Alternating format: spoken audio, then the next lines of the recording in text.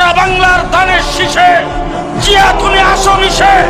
আমি আজকে আপনাদের সামনে ঘোষণা করলাম, আমি আপনাদের সাথে একাকার হয়ে মিলেমিশে এই এলাকার উন্নয়নের কাজে হাত দেব ইনশাআল্লাহ।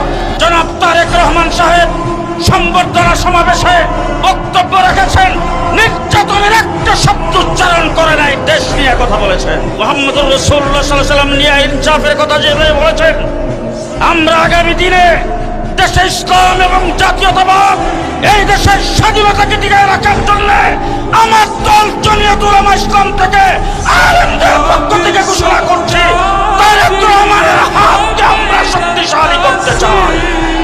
ব্রাহ্মণবাড়িয়া সদর এবং বিজয়নগর, আর আমি তার পাশে শেষ কথা আপনাদেরকে বলে যাচ্ছি, আমি এমপি হওয়ার পরে শ্যামল ভাই থাকবে আমার পাশে, আমি থাকবো শ্যামল ভাইয়ের অধীনস্থ।